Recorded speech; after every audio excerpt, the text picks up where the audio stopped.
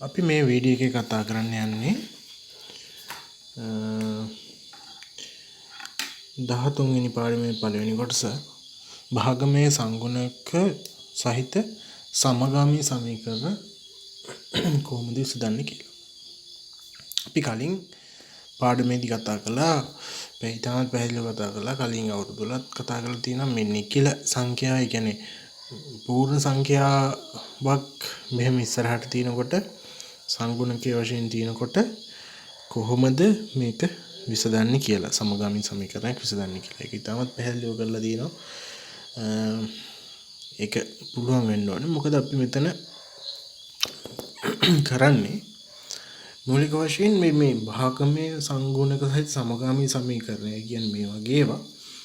මුලින්ම අපි නිකිල සංඛ්‍යා සහිත නිකිල සංගුණක සහිත සමගාමී සමීකරණ වලට පෙරලා ගන්නවා. ඊට පස්සේ අපි සාමාන්‍ය විදිහට සමගාමී සමීකරණ විසඳලා අපි මේ පිළිතුරු ලබා ගන්නවා. ඒක නිසා අපි බලමු ඒක කොහොමද කරන්නේ කියලා. එතකොට දැන් අපි මේකේ පළවෙනි මේක දෙක කියලා සමීකරණ දෙක නම් කරගමු. පළවෙනි සමීකරණය අපි දන්නවා 5න් 3 තියෙනවා 2න් 1 තියෙනවා. භාගමය සංගුණක. අපි මොකද කරන්නේ? මේ හරයන්ගේ කුඩා පොදු ගුණාකාරය සොයාගන්න. හරයන්ගේ කුඩා පොදු ගුණාකාරය කියන්නේ 2 5 කුඩා පොදු ගුණාකාරය 10. අපි මේ 10න් මේ පළවෙනි සමීකරණේ දෙපාසම ගුණ කරනවා. එක ගුණ කරනවා 10යි.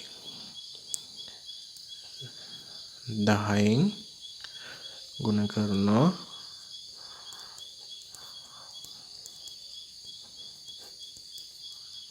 9. මේක වරහන් ඉවත් කළාම 10 වරක් 3 බෙදීම 5x 10 වරක් සමානයි 90යි. මෙතන 2යි මෙතන 1යි. 6x ඍණ 5යි. 5y සමානයි 90 කියලා සමීකරණය එනවා. මේක එක ඩෑෂ් විදිහට අපිට ගන්න පුළුවන්. ඊට පස්සේ දෙවෙනි සමීකරණය ඒවයි භාගමය සංඛ්‍යාවල හරේ කුඩා පොදු ගුණාකාරය. හරයන් වල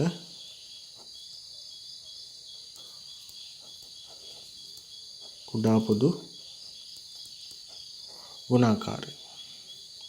මේක මතක තියාගන්න තමතරගත් 4යි 2යි තියෙන්නේ. 4යි 2 කුඩා පොදු ගුණාකාරය 4. එහෙනම් අපි 4න් ගුණ කරනවා. 4න් ගුණ කරනවා 4x ඍණ කට භාගය y සමානයි 2. ඊට පස්සේ මොකද කරන්නේ? මේකේ වෙන වෙනම ගුණ කළාම මෙතන එනවා x මෙතන 2y සමානයි මේ පැත්තට 4න් ගුණ කරන්න ඕනි 8යි. මේක 2 ඩෑෂ් කියලා අපි ගන්නවා. දැන් 1 සහ 2 සාමාන්‍ය සමීකරණ දෙකක් අපිට සාමාන්‍ය විදිහට ඒක විසඳන්න පුළුවන්. අපි මොකද කරන්නේ? මේකේ 2 ඩෑෂ් සමීකරණේ 6න් ගුණ කරනවා 6x ඍණ 12y 8 වරක් 6 48යි. මේක තුන්වෙනි සමීකරණය. දැන් 1 ඩෑෂ් ඍණ 3න් අපිට එනවා 6x ඍණ 5y අඩු කරනවා 6x ඍණ 12y 90 ඍණ 48. 6x ට 6x කැපිලා යනවා ඍණ 5y මේ පැත්ත ධන 12y සමානයි 90න් 48ක් ගියාම 2යි 52යි 42යි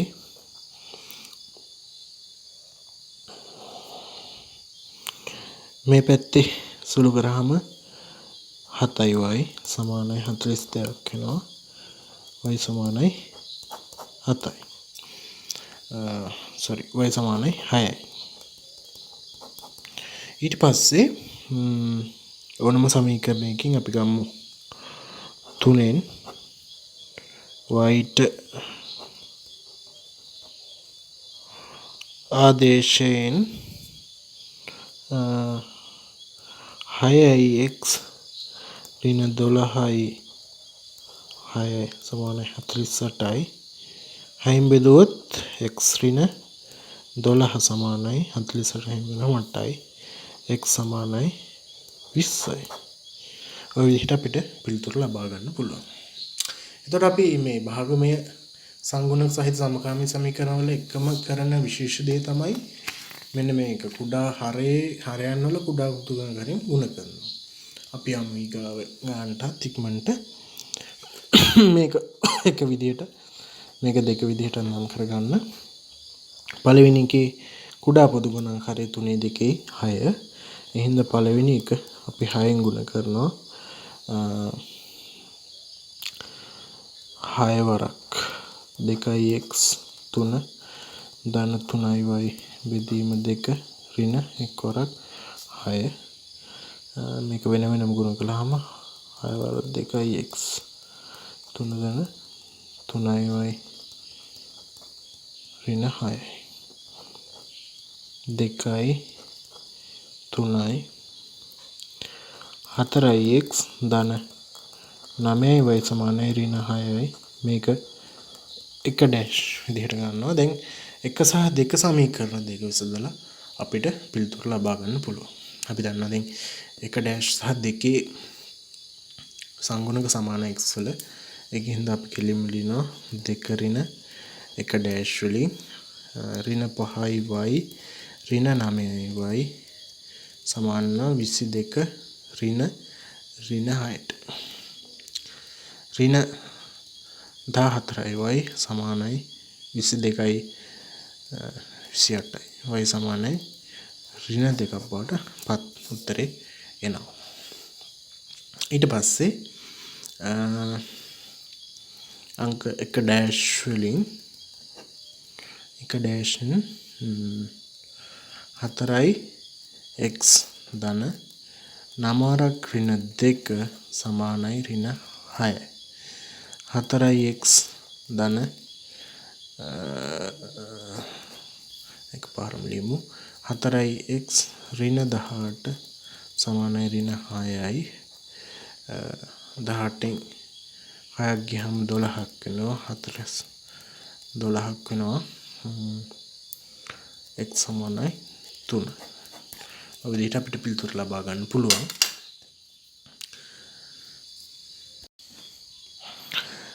ඊගාව කොටස තමයි 13 සාධක භාවිතයෙන් වර්ග සමීකරණ විසඳීම. මේකෙදි අපිට මේක අපි කරලා තිනවා කලින් සාධක වෙන් කරන්න ඉගෙනගෙන තියෙනවා. ඒක භාවිතයෙන් අපි යම් කිසි පුනරීක්ෂණ කීපයක් බලමු ඉක්මනට. මොකද ඒක ඊගාව පාඩම් වල වැදගත්. මුලින්ම සාධක වෙන් කරලා තිනවා. ඒකෙන් අපිට මේ සමීකරණේ x ගේ x ගේ අගයන් x ඍණ 4 සමානයි බිඳුව හෝ x ධන 3 සමානයි බිඳුව විදිහට ගන්න පුළුවන්. මේක x සමානයි 4යි මේ පැත්තේ x සමානයි ඍණ 3. මේක තමයි වර්ග සමීකරණයක විසඳුම් හොයන්නේ. දැන් අපි ඊගාව එකේ බලමු මුලින්ම සාධක කඩලා. දැන් මේක සාධක කඩලාමයි තිබ්බේ. මේකේ අපි සාධක කඩන්නත් ඕනේ. එතකොට x වර්ගයේ ධන 7x ධන 12 සාධක කැඩෙන්නේ 12 එන්නේ 4 වරක් 3 නේ. එතකොට 4 වරක් 3 4යි 3යි මේ 7 එනවනේ ගහන්න.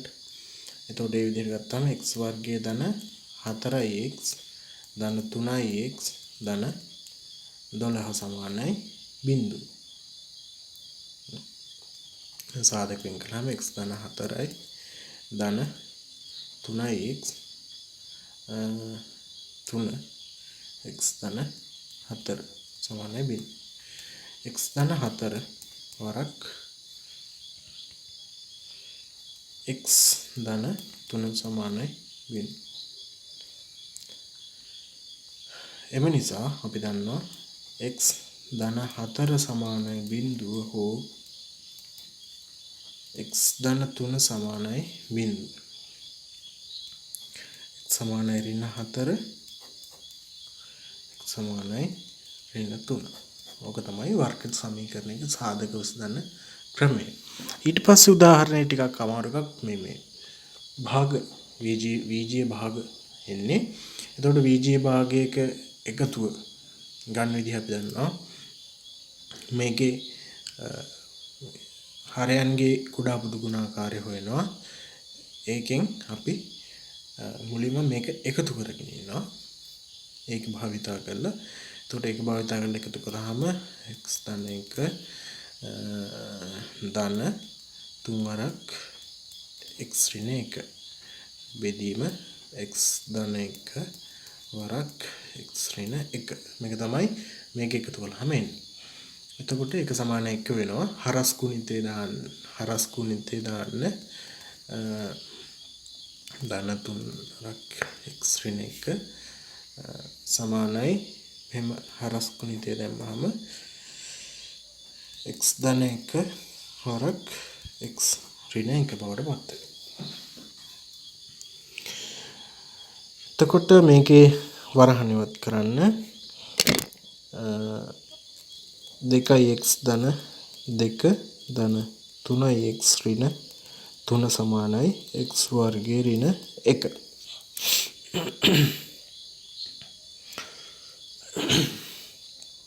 පැත්තම සුළු කරන්න 5x ඍණ 1 සමානයි x වර්ගයේ ඍණ 1. ඍණ 1ට ඍණ 1 කැපිලා යනවා.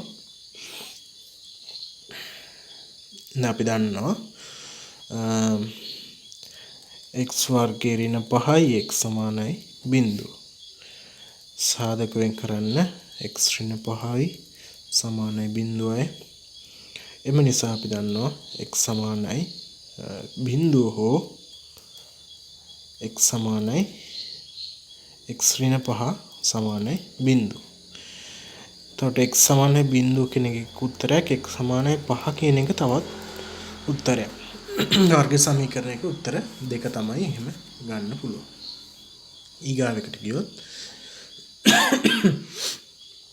x ධන 17 සමානයි 37. එතකොට මේක සුළු කරගන්න අර 37 මේ පැත්තට ගේන්න x වර්ගය ධන 17 ඍණ 37 ඍණ 37 දෙපැත්තෙම 37 අඩු කරන මේක කැපිලා යනවනේ. එතකොට x වර්ගයේ මේක සුළු කරාම අපිට එන උත්තරේ මේක ඔයගොල්ලන්ගේ අභ්‍යාසවල තියෙන ගානක්. අභ්‍යාසවල 13 අභ්‍යාසයේ දෙවෙනි ප්‍රශ්නේ තුන්වෙනි ගාන. x වර්ගයේ ඍණ 20 සමානයි බිංදුවයි. මේක සාධක කරනකොට අපි දන්නවා x ඍණ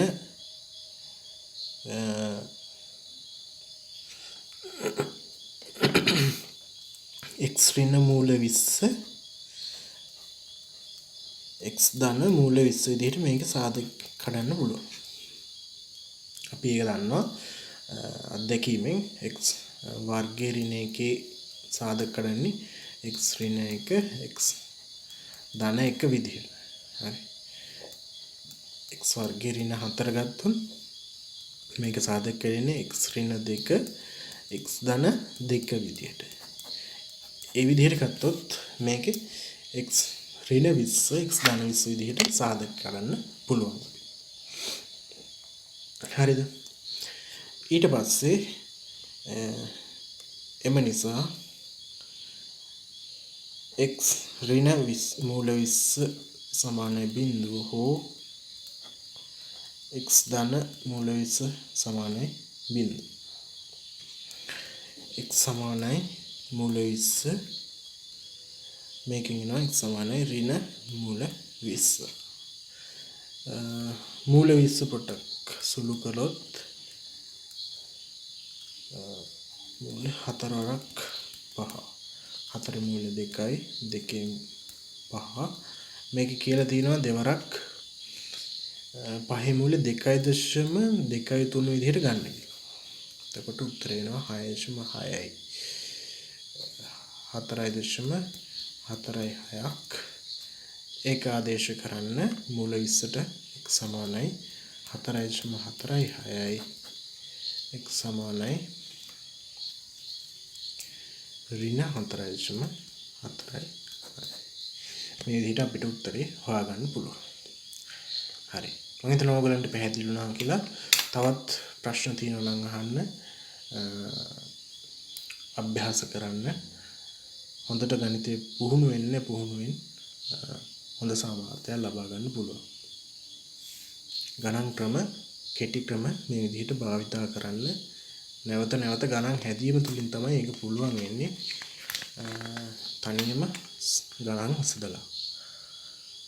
ඒක පුළුවන් කරගත්තොත් පුළුවන් විශිෂ්ට සාමාර්ථයකට යන්න විභාගය.